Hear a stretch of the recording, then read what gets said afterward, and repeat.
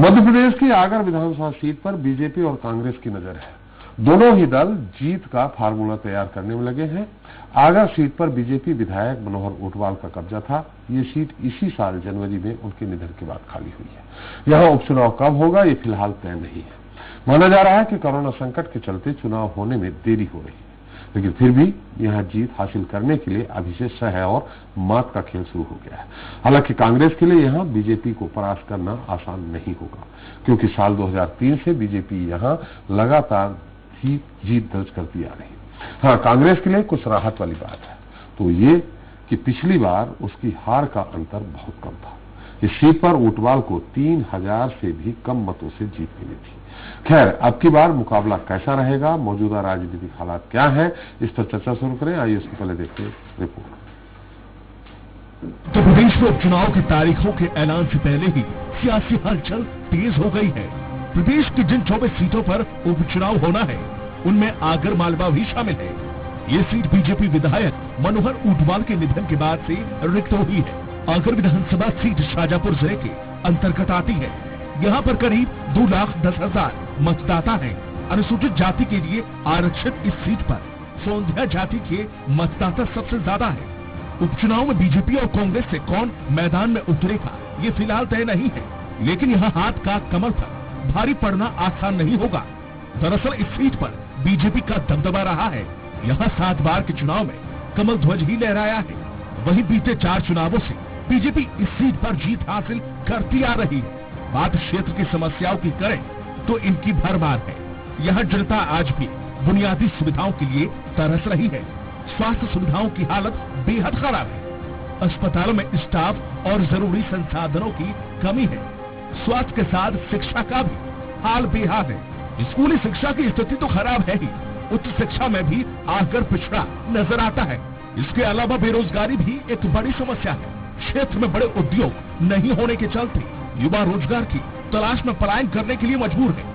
आगर में विकास की रफ्तार क्या है, इसका अंदाजा इस बात से लगाया जा सकता है कि अभी तक रेल कनेक्टिविटी तक क्षेत्र नहीं जुड़ पाया है। अब ऐसे में इस सीट पर उपचुनाव की जंग कौन जीतता है ये देखना दिलचस्प होगा। Bureau report, flash express. तो आगर विधानसभा सीट पर उपचुनाव की जंग कितनी जोरदार होगी, इस पर बात करने के लिए हमारे साथ स्टूडियो में मौजूद रहेंगे वरिष्ठ पत्रकार अरुण पटेल जी तो रहेंगे ही। आगर से हमारे ब्यूरो चीफ आगर के रामेश्वर योगी भी हमारे साथ जुड़ेंगे। इसके साथ बात करेंगे विधानसभा क्षेत्र के बीजेपी और कांग्रेस के नेताओं से भी, उम्मीदवारों से भी कि आखिर क्या होगा। रामेश्वर, क्या स्थिति बनेगी इस बार? विपिन वानखेड़े ऐसा लग रहा था जीत जाएंगे 2018 के चुनाव में, लास्ट में अंतिम समय पर उनकी स्थिति कमजोर हुई थी और मात्र जीत का अंतर बहुत कम रह गया था और लगभग ये तय है विपिन वानखेड़े उधर से चुनाव लड़ेंगे ही। तो क्या मनोहर ऊंटवाल के बेटे उनको टक्कर देंगे? क्या स्थिति रहेगी, क्या सियासी समीकरण है? खासकर सोधिया जात का वहां बहुत प्रभाव है। सोधिया जात से कौन आता है? देखिए, ऐसी सर मैं आपको जानकारी इस बारे में देना चाहूंगा। पिछली बार जो चुनाव समीकरण थे वो काफी अलग थे। तो जो इन एक साल में जो समीकरण बदले हैं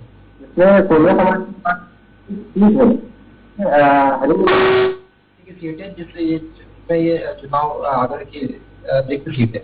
और इसमें मैं आपको जानकारी देना चाहूंगा सर, जब विपिन वानखेड़े जी पिछली बार खड़े हुए थे मनोहर ऊंटवाल जी के खिलाफ, उस दौरान कहीं ना कहीं शिवराज जी का थोड़ा सामान्य वर्ग में विरोध था, जिसके कारण थोड़ा सा कई बार ये देखने में आया था कि जो सामान्य पिछड़ा वर्ग के वोट थे वो कहीं ना कहीं मतलब शिवराज के खिलाफ थे। लेकिन इस बार जो एक साल बदला है और कमलनाथ की सरकार में किसानों ने कुछ चीजें देखी हैं, वो सामान्य वर्ग ने कुछ चीजें देखी हैं, तो वापस कहीं ना कहीं इस बार ये कह सकते हैं कि बीजेपी की ओर से चेहरा जो भी हो, लेकिन इस बार बीजेपी टक्कर देने को पहले से भी ज्यादा मजबूत स्थिति में रहेगी। टक्कर क्या, बीजेपी तो पहले जीती थी। खैर, विपिन वानखेड़े जी हैं हमारे साथ जो पिछले चुनाव में उम्मीदवार थे कांग्रेस के, और आगे भी हमें उम्मीद है पटेल जी की पूरी तरह से विपिन वानखेड़े जी ही होंगे उम्मीदवार।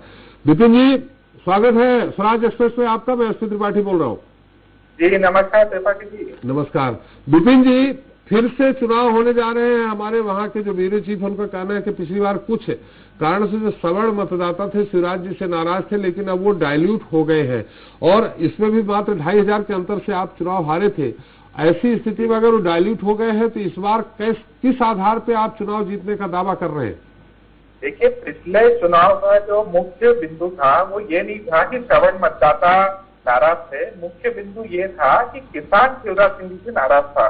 और मैं ये बात दावे से बोल सकता हूँ कि पिछले चुनाव में किसान शिवराज सिंह जी से जितना नाराज था, इस आने वाले चुनाव में किसान उससे भी ज्यादा नाराज रहेगा शिवराज सिंह चौहान जी से। क्योंकि अभी फिलहाल गेहूं खरीदी में जिन समस्याओं का सामना किसानों को करना पड़ रहा है, तो किसानों को याद आते हैं वो पिछले 15 महीने जो किसानों ने जिए हैं। और उसके बाद इन 2 महीने में शिवराज सिंह जी के आने से ही किसानों को जिन समस्याओं का सामना करना पड़ रहा है, तो अगर हम बात करें कि तुलना की पिछले 15 महीनों की और अभी इन 2 महीनों की, तो तुलना बहुत स्पष्ट है। कांग्रेस सरकार से मध्य प्रदेश का किसान, आगर का किसान बहुत खुश था और अभी इन 2 महीनों में किसानों में बहुत ज्यादा रोष है जी, स्पष्ट तौर पर आने वाले चुनाव में देखने को। जी विपिन जी, आप हमारे साथ रहिए। हमारे साथ मनोज ऊंटवाल जी भी हैं।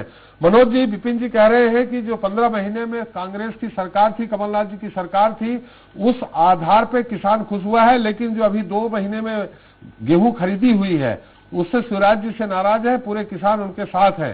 क्या कहेंगे आप? मेरे बड़े भाई विपिन वानखेड़े जी बिल्कुल झूठ बोल रहे हैं। पूरे 15 महीने में कांग्रेस को केवल लड़ाई में निकाले हैं, एक दूसरे की टांग खींचने में ही निकाले हैं। इनकी सरकार 5 साल भी नहीं चल पाई है। यही परिणाम है। जनता भी यही चाहती थी कि भारतीय जनता पार्टी की सरकार हो और वापस शिवराज मामा बने हैं।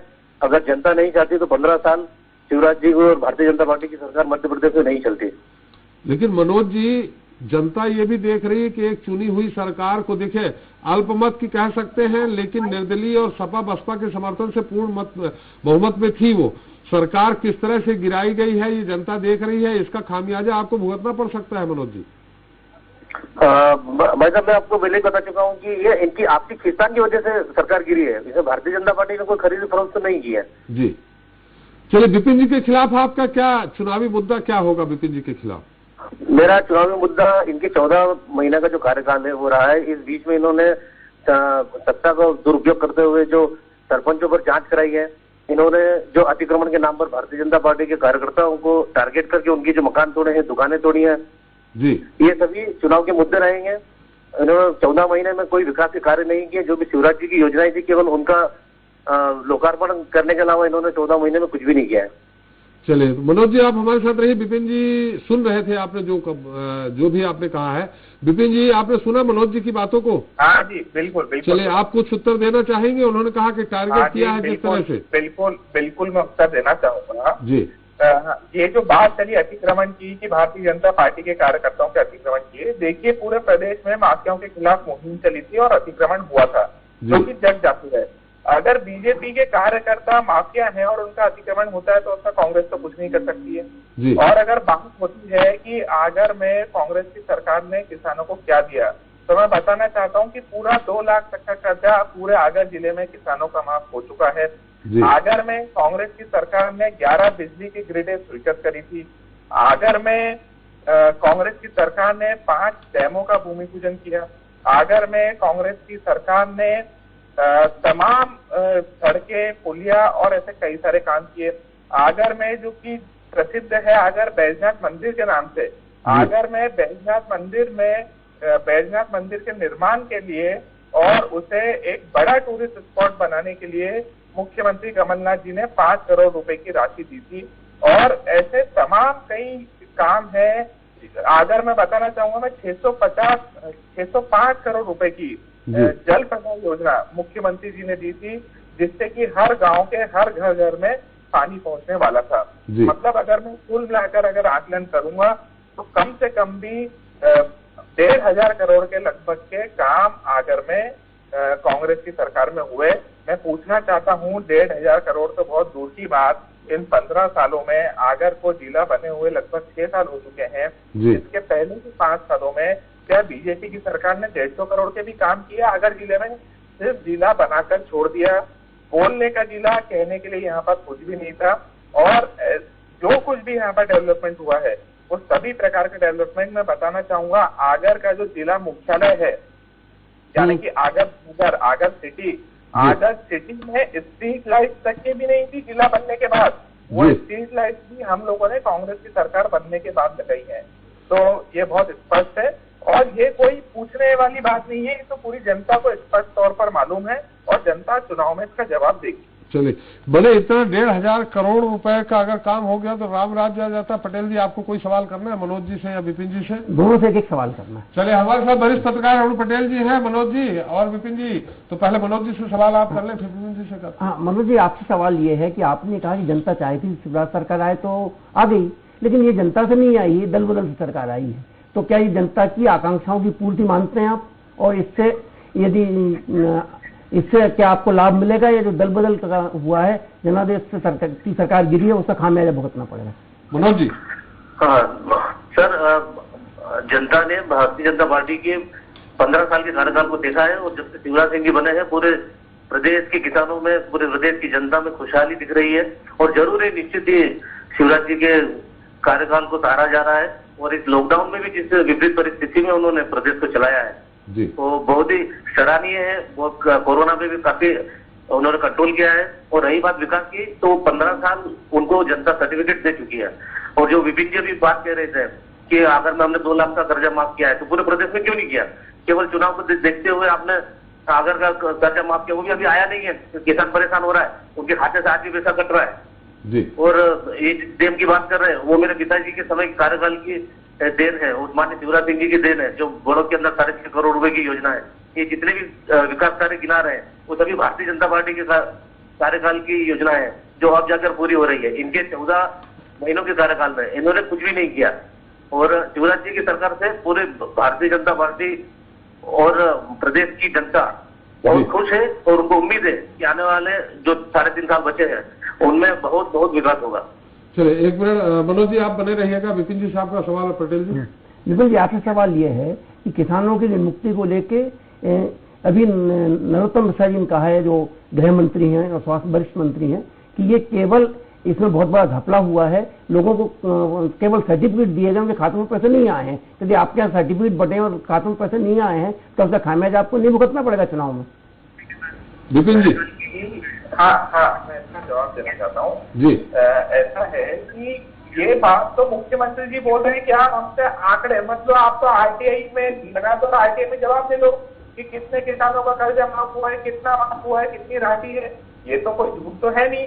और अगर हम बोलते हैं कि अगर मैं 2 लाख तक का किसानों का कर्जा माफ हुआ है तो मैं आपको बताना चाहता हूँ कि स्वाभाविक बात है, पहले प्रमाण पत्र दिया जाता है, तो उस प्रमाण पत्र उनसे कर्जा माफी होती है, जो की राशि सरकार यहाँ पर जिले में भेज चुकी थी और जिले में जिला प्रशासन को वो राशि आगे किसानों तक पहुंचानी थी। लेकिन जब से वो राशि आई उसके बाद से प्रदेश की सरकार बदल गई और शिवराज सिंह जी का जो काम है कि किसानों का पैसा खा जाओ, किसानों को पैसे मत दो, अपने खुद के जो निधि उनके इंटरेस्ट है उसमें पैसा लगाओ, वही वो करने में लगे हैं। राशि जिला प्रशासन के पास आ चुकी थी। इसकी जानकारी भी आप बहुत आसानी से भोपाल से या आगर के जिला प्रशासन से ले सकते हैं। लेकिन वो राशि किसानों को नहीं दी जा रही है जानबूझकर। ये कोई गलती नहीं है, कोई त्रुटि नहीं है, जानबूझकर किसानों को राशि नहीं दी जा रही है जिनकी बची हुई थी। तो ठीक है, ये तो भारतीय जनता पार्टी के कर्म है और इसे आने में चुनाव में भुगतना पड़ेगा, ये बहुत स्पष्ट बात है। विपिन जी एक सवाल और पटेल जी कुछ करना चाह रहे हैं। विपिन जी, ये बात तो आपने स्वीकार कर ली, सर्टिफिकेट मिले थे, राशि नहीं पहुंची है, तो इसमें उस आरोप की तो पुष्टि होती है ना कि केवल सर्टिफिकेट से ऋण माफ नहीं होता जब तक किसान के खाते में पैसा ना पहुंचे। तो आप भी मान रहे हैं पैसा नहीं पहुंचा है। देखिए, ऐसा है कि किसान के खाते में पैसा कोई एक एक व्यक्ति को, ऐसा तो है नहीं कि मुख्यमंत्री जी खुद ढूंढकर डालते हैं। एक सिस्टम होता है, सिस्टम के तहत एक राशि स्वीकृत होती है, फिर वो राशि स्वीकृत होने के बाद में हर किसान के अकाउंट में डाली जाती है या जो उसका कर्जा होता है उसको माफ कर दिया जाता है। जब कांग्रेस की सरकार थी तो सर्टिफिकेट का मतलब ये था कि आपका कर्जा माफ हो चुका है जी। लेकिन जब सरकार बदली तो इन्होंने उस सर्टिफिकेट को मना कर दिया, उस सर्टिफिकेट से मुंह मुकर लिया, बोले कि नहीं हम इस सर्टिफिकेट को नहीं मानते। तो कांग्रेस सरकार की कोई गलती तो है नहीं, कर्जा माफी का तो सर्टिफिकेट ही दे सकते हैं। सर्टिफिकेट दिया गया, लेकिन भाजपा की सरकार आने के बाद इन लोगों ने मना कर दिया। किसानों का पैसा खाने की मंशा है, किसानों के साथ अन्याय हो रहा है, किसान पहले ही प्रताड़ित है, किसान को उसकी फसल का दाम अच्छा नहीं मिल रहा है, आप यहाँ पे अपना कोई रिपोर्टर हो आपके चैनल का तो हो गए निश्चित तौर पर आप पता कर सकते हैं। यहाँ पे 5-5, 6-6 दिन से किसान सोसाइटी में खड़े हैं, कभी बोलते हैं बारदान नहीं है, कभी बोलते हैं परिवहन की व्यवस्था नहीं है। 5-5 दिन से हमारे क्षेत्र का किसान भूखा प्यासा यहाँ पर परेशान हो रहा है, उसका गेहूं खरीदा नहीं जा रहा है। इसके अलावा भी तमाम समस्या है। यहाँ पर बिजली के बिल की अगर मैं बात करूं, जिन लोगों का बिजली का बिल 100 रुपए आता था, 200 रुपए आता था, आज उनका बिजली का बिल 5,000, 10,000। संक्षेप में विपिन जी, संक्षेप में, चूंकि इतना लंबा कहेंगे तो मनोज जी से हम उत्तर नहीं ले पाएंगे। और आपने कहा आपका कोई रिपोर्टर हो पता कर ले, हम जुड़े हुए हैं साथ में, रामेश्वर योगी हमारे ब्यूरो चीफ हैं। रामेश्वर, जो विपिन जी कह रहे हैं उसमें कितनी सच्चाई है? मनोज जी भी सुन रहे हैं और विपिन जी भी सुन रहे हैं। वर्तमान समर्थन मूल्य केंद्र है, वहाँ पे किसानों को जो एक सरकार ने, जो वर्तमान सरकार ने एक फैसला लिया था कि किसानों को पहले SMS भेजा जाएगा, उसके बाद किसानों का जो अनाज है वो समर्थन मूल्य केंद्रों तक आएगा। लेकिन जो प्रशासन ने छोड़ ध्यान नहीं दे पाया कि उन्हें कितने मैसेज करना थे। वो जिले में लगभग सारे जो समर्थन मूल्य केंद्र है, उनपे कई बार मतलब किसानों को लंबी लंबी लाइनों लगाकर अपने माल छुड़ाने के लिए 4-4, 5-5 दिन का इंतजार करना पड़ता है। तो ये कहीं ना कहीं एक माइनस पॉइंट बीजेपी सरकार के लिए हो सकता है। कांग्रेस इस मुद्दे को कहीं ना कहीं अच्छे तौर पे कहना भुला सकती है। चलिए मनोज जी, आपने सुन लिया विपिन जी ने जो आरोप लगाया, हमारे जो ब्यूरो चीफ हैं आगर के रामेश्वर ने भी बताया। आप अब क्या कहेंगे मनोज जी इसमें? विपिन जी मेरे बड़े भाई हैं, वो बिल्कुल सरासर झूठ और झूठा आरोप लगा रहे हैं। आगर के अंदर सभी किसानों में मुआवजा दिया गया है, बीमा राशि डल चुकी है और पूरे हर केंद्र में, उपार्जन केंद्र पर पूरी खरीदारी हो रही है। क्योंकि अभी मंडी बंद है, इस बार गेहूं का उत्पादन ज्यादा हुआ है। उस स्थिति में भी भारतीय जनता पार्टी की सरकार पूरे सभी किसानों का पूरा गेहूं खरीदने के लिए तैयार है और वो प्रोसेस चल रही है। दिन ब दिन बारदान भी आ रहे हैं, खरीदी भी हो रही है, कांटों की संख्या भी बढ़ी है। ये केवल झूठा आरोप लगा रहे हैं। मनोज जी, हमारे रामेश्वर ने भी कहा है कि जो खरीदी केंद्र है वहां जिस तरह से स्थितियां हैं, कई दिनों तक किसान खड़े हैं, इंतजार कर रहे हैं, SMS उनको किसी को मिल रहा है, किसी को नहीं मिल रहा, वो उन्होंने भी तस्दीक की है। इसलिए मैं आपसे सवाल कर रहा हूँ। भाई साहब, आपके रिपोर्टर जो कह रहे हैं उनकी हम सारी व्यवस्था कर रहे हैं। मैं कल खुद भी एक उपार्जन केंद्र पर होकर आया हूँ। वहां पर जो समस्याएं थी, हमने जिला प्रशासन से मिला, इसी प्रोसेस में चलते हुए उन्होंने 70% से ज्यादा किसानों का माल खरीद चुके हैं। बचे हुए किसानों के लिए भी हमने तारीखें बढ़ाई है, दिनांक, कांटों की संख्या बढ़ाई है और 31 तारीख तक सभी किसानों का माल खरीदा जाएगा। इसमें कोई भी किसान बचने वाला नहीं है।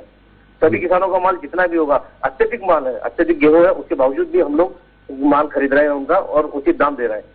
जी मनोज जी, एक सवाल और है। सवाल इस बात का है, एक तो बीजेपी की सरकार है, दूसरा मनोहर ऊंटवाल जी बहुत ही वहां के पॉपुलर और जनता के बीच मान्य नेता थे।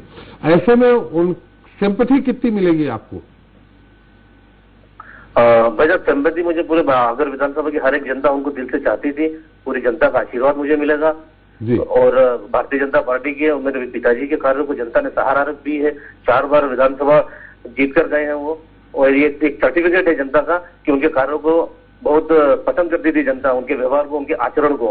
कभी भी उन पर बेदाग छुटी रही है, कभी 1 रुपए का मेरे पिताजी पर दाग नहीं रहा है। और आज भी उन्हीं के आशीर्वाद से आगर की जनता एक बार फिर भारतीय जनता पार्टी को चुनकर भोपाल भेजने का काम करेगी। जी विपिन जी, एक तो बीजेपी की सरकार का लाभ मिलता है उपचुनाव में, दूसरा मनोज जी के साथ उनके पिताजी का सहानुभूति लहर, कैसे निपटेंगे आप विपिन जी? देखिए, ऐसा है, मनोहर ऊंटवाल जी का मैं खुद भी बहुत सम्मान करता था। परमपिता परमेश्वर उनको अपने चरणों में जगह दे। लेकिन भारतीय जनता पार्टी को इस बात को समझना पड़ेगा कि भारतीय जनता पार्टी सिर्फ एक ही बात को और कॉन्फिडेंस में है कि ये हमारी परंपरागत सीट है। लेकिन भारतीय जनता पार्टी इस बात को अभी तक नहीं समझ पा रही है कि ये किला 2018 में ही ढह चुका है, जब मनोहर ऊंटवाल जी जैसे वरिष्ठ नेता, जो कि खुद 4 बार विधायक रहे, सांसद रहे, मंत्री रहे, उनके सामने एक 30 साल की उम्र के एक युवा ने चुनाव लड़ा और सिर्फ 2490 वोट से मनोहर ऊंटवाल जी जीत पाए। इतने वरिष्ठ नेता सिर्फ 2490 वोट से जीत पाए। तो ये भारतीय जनता पार्टी को बहुत अच्छे से इस बात को समझ लेना चाहिए कि गलत फहमी में ना रहे।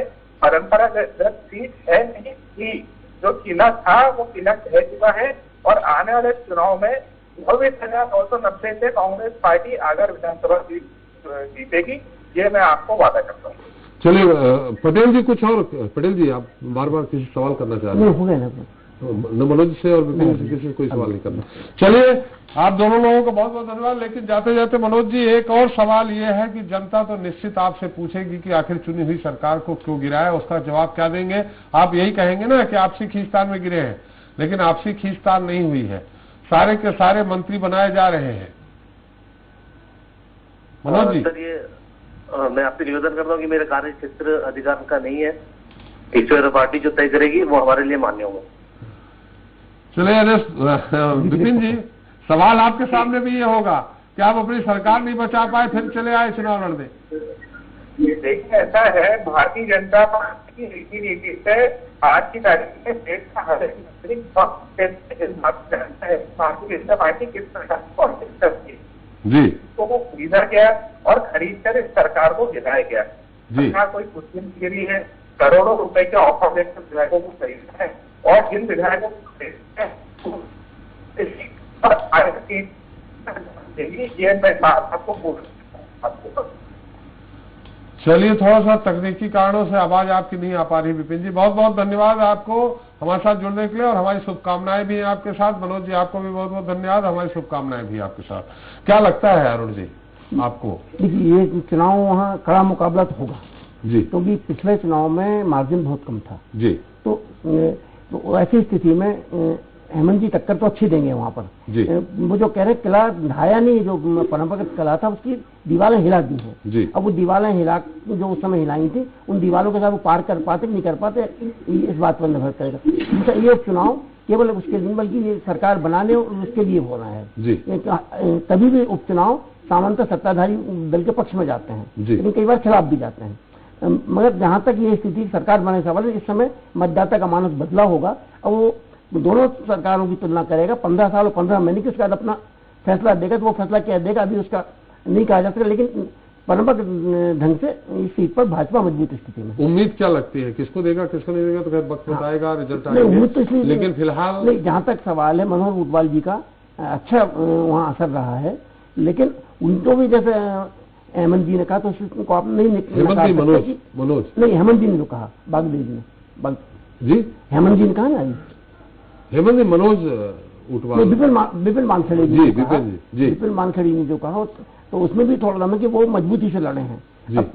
ये इसमें भी दो समस्याएं आई है कि एक तरफ आ रहा है आपके अपने ब्यूरो चीफ ने भी कहा कि किसानों को गेहूं खरीदी में वो हुई, तो वहां पर लड़ाई कांटे की होगी, लेकिन पड़ला भाजपा का मजबूत उसके पृष्ठभूमि को देखते हुए लगता है क्षेत्र के। जी रमेश सर, क्या पलड़ा भाजपा का मजबूत, जैसे पटेल जी बोल रहे हैं, लेकिन विपिन जी एक युवा तुर्क नेता, बहुत कम अंतर रह गया था 2500 का, और अभी भी ऐसा नहीं है रमेश सर कि जो सवर्ण जो वोट नाराज थे वो खुश हो गए हैं, क्योंकि प्रमोशन में आरक्षण का मामला अभी भी अटका हुआ है। बिल्कुल सर, कहीं ना कहीं ये एक मुद्दा भी रहेगा। और जो बात हो रही है कि पिछली बार विपिन वानखेड़े जी 2490 वोटों से जीते थे, उसमें सबसे बड़ी भूमिका जो थी वो भाजपा की नहीं, वो संघ की थी। और संघ यहाँ पे ये संघ की सीट मानी जाती है, और संघ की कहानी, संघ को आखिर में मनाया गया था, और संघ ने की सीट को कहीं ना कहीं इतने कम अंतरों मतलब इतने कम जो अंतर है जीत का, मतलब ये होता कि यदि संघ यदि उस समय भी यदि काम नहीं कर पाता या फील्ड वर्क भी अगर नहीं पहुंच पाते संघ के कार्यकर्ता, तो बीजेपी उस समय पे हार का सामना बीजेपी को देखना पड़ सकता था। लेकिन इस बार जो चुनाव के समीकरण देखने में आ रहे हैं, वो कहीं ना कहीं स्थितियां दोनों की टक्कर की होने वाली है। और ये कहें कि बीजेपी की ओर से जो बात करें, तो बीजेपी की ओर से करीबन 4 से 5 ऐसे कार्यकर्ता हैं जो अपनी उम्मीदवारी को लेकर लगातार जनता के बीच में जा रहे हैं, और कहीं ना कहीं वो भी अपनी उम्मीदवारी जताएंगे। तो ऐसे में यदि किसी अन्य व्यक्ति को टिकट जाता है, तो कहीं ना कहीं विरोधाभास भाजपा पे, कांग्रेस की बजाय भाजपा में ये जो विरोधाभास है वो ज्यादा रहेगा। और दूसरी बात मैं आपको कहूँ तो कांग्रेस में जो उम्मीदवार है, कांग्रेस में भी 2 उम्मीदवार है, एक राजपाल गोरे और विपिन वानखेड़े। इन दोनों के बीच में कहीं ना कहीं टिकट को लेकर मतभेद आगे सामने आ सकते हैं। लेकिन विपिन का लगभग तय है, जो भीतरघात की स्थिति, रेखा रत्नाकर भी है, कई लोग हैं, तो बीजेपी में ज्यादा है भीतरघात की स्थिति। बिल्कुल, रेखा रत्नाकर जी भी भाजपा से उम्मीदवार हो सकती हैं, या उनको टिकट की दावेदारी करेंगी। बीजेपी से एक चेहरा वो निकल के सामने आ रहा है, जो सांसद थे चिंतामणि मालवीय, वो भी कहीं ना कहीं दावेदारी के लिए उनका नाम भी निकल के सामने आ रहा है। एक जो गोपाल वर्मा है या फिर बीजेपी नेता, वो भी कहीं ना कहीं टिकट के लिए दावेदारी कर रहे हैं। ऐसे में कई और ऐसे कार्यकर्ता है, मधु गहलोत एक जो पिछली बार बीजेपी में शामिल हुए थे कांग्रेस छोड़कर, और इससे पहले 2013 का चुनाव वो यहाँ पे कांग्रेस से वो टिकट मिली थी और बीजेपी के खिलाफ उन्होंने यहाँ से आकर विधानसभा से यहाँ पे क्या नाम लड़ा था, तो वो बीजेपी में आ चुकी है। तो कहीं ना कहीं वो भी बीजेपी से दावेदारी करेंगे सीट के लिए। तो कहीं ना कहीं बीजेपी में ज्यादा विरोधाभास के आगामी जो टिकट आएगी, जिसकी भी निकल के सामने भाजपा जिसको भी टिकट देती है, तो विरोधाभास भाजपा में ज्यादा देख सकता है। पटेल जी, अंतिम कमेंट्स आपका। ये विरोधाभास, जैसे टिकट के दावेदार जहाँ ज्यादा होते हैं वहाँ ज्यादा भितरघात होता है, और कांग्रेस में लगभग उम्मीदवार खेड़े पिछले बहुत कम मार्जिन से हारे थे, तो उनका लगभग शुरू से ही तय था। ये तो खैर सरकार गिर गई, जब सरकार थी तब भी तय था कि विपिन ही वहां चुनाव लड़ेंगे और आगर सीट ये छीन लेंगे, ऐसा माना जाता था। नहीं, आपका कहना बिल्कुल सही है, विपिन जी के बारे में आपने जो कहा है जी, लेकिन स्थिति ये है कि इस उपचुनाव में जो 24 क्षेत्रों में उपचुनाव हो रहे हैं, उसमें से भाजपा को एक सीट यदि कोई मिलना सुनिश्चित है तो वो आगर मालवा की है, बाकी तो 23 होगी जिसको सिंधिया जी चाहेंगे। तो आगर और जोरा नहीं, जोरा तो सिंधिया जी क्लेम करेंगे, उनका कैंडिडेट था, कांग्रेस से जीता था, उनके कोटे का था उस समय, तो वो क्लेम कर सकते हैं। लेकिन एक सीट जो सीधी सीधी भाजपा को मिलना, वो और भाजपा पूरी कोशिश करेगी कि उसकी ये सीट बचाए, और कांग्रेस को इसलिए विपिन जी को काफी मेहनत करना पड़ेगी इस चुनाव में। नतीजे क्या होंगे तो अभी नहीं कहा जा सकता, लेकिन टक्कर जोरदार होगी। ठीक है, समय समाप्त हो रहा है। बहुत बहुत धन्यवाद पटेल जी आपका, और रामेश्वर आपका भी बहुत बहुत धन्यवाद हमारे साथ जुड़ने के लिए। तो मध्य प्रदेश की जिन 24 सीटों पर चुनाव होने हैं, उसमें बीजेपी के पास सिर्फ 2 ही सीट है, जौरा और आगर, जिन पर पार्टी को उम्मीदवार तय करने, जबकि बाकी 22 सीटों पर उम्मीदवार तैयार खड़े हैं। इधर कांग्रेस के लिए 24 जिताऊ उम्मीदवार तय करने की चुनौती है। वहीं आज हमने जिस आगर सीट की बात की है, वहां कांग्रेस का बीजेपी को मात देना आसान नहीं होगा। आगर में बीजेपी लगातार 4 बार जीत दर्ज की है, साथ ही पार्टी ने एक उपचुनाव भी जीत लिया है। ऐसे में मुश्किलें कांग्रेस के सामने ही है, और सबसे बड़ी चुनौती एक बेहतर और जिताऊ चेहरा चुनने की है। बहरहाल कांग्रेस और बीजेपी इस सीट पर जिस फार्मूले से काम कर रही है, देखना होगा उसमें कामयाबी किसे मिलती है। इसी के साथ जनता मांगे जवाब इतना ही। हम फिर हाजिर होंगे नए मुद्दे नए सवालों के साथ। नमस्कार।